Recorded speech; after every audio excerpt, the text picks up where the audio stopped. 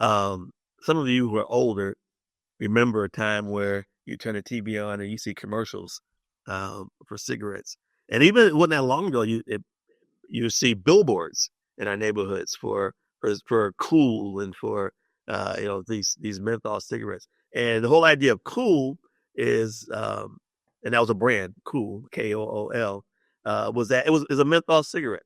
And so when you smoke a cigarette, it feels cool going down. It's like, if you have menthol and anything else that you might use it for on your skin or other products.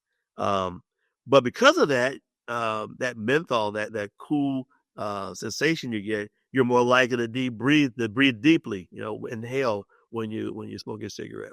And we know that African Americans, we again have higher incidences of lung cancer. And for a long time, the cigarette industry targeted our neighborhoods. And black folks are much, much higher incidence of people smoking menthol cigarettes than white people. And so there was a move in, I believe it was 2021, to try to ban menthol in cigarettes. Um, and it got through Congress, but it ended up getting stalled somewhere. So the ban never got passed. It was an FDA recommendation. Um, and so we are now at the point where we're trying to bring this issue to a head and get people aware, if nothing else, um, that and this is still it's amazing to me that in 2026 we are still trying to convince people that cigarette smoking is dangerous for you.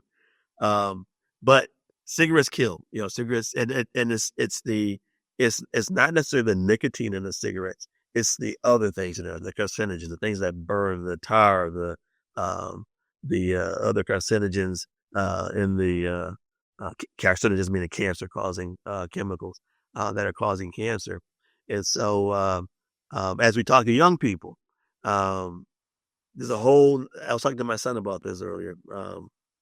There's a whole conversation about smoking cigarettes versus vaping versus, and now you got the nicotine pouches out there, and so all these things are part of the conversation now about the safety of nicotine. Um, and the biggest issue, well, aside from the cancer, the other issue with cigarettes is that they're addictive. And in in some ways intentionally made to be addictive because the more nicotine you get, like when you have menthol cigarettes, the more you inhale, the more deeply you inhale, the more nicotine you're getting, the more addictive it becomes. And um, so we're trying to get the word out that, we really don't need to be having, cigarettes in our communities. And definitely, there's still an issue with young people, people even underage, still getting access to cigarettes. Um, so smoking is not good. I grew up in a household where my mom smoked, and I used to hate going to the store. She's a right. I know I had to go to the store and get her cigarettes, and um, she finally quit smoking.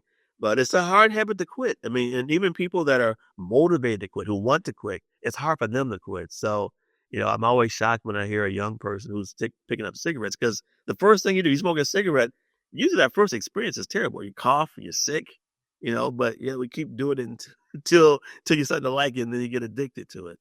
Um, but yeah, the nicotine cigarette thing is a huge issue. Now there was some controversy about this because the National Medical Association, the NMA, which is the equivalent of the AMA, back in 230 years ago when the NMA got started, black doctors couldn't belong to the AMA, so we started our own organization. So the National Medical Association is that organization. But anyway, so the NMA is in support of legislation to try to reduce cigarette smoking, including menthol cigarettes.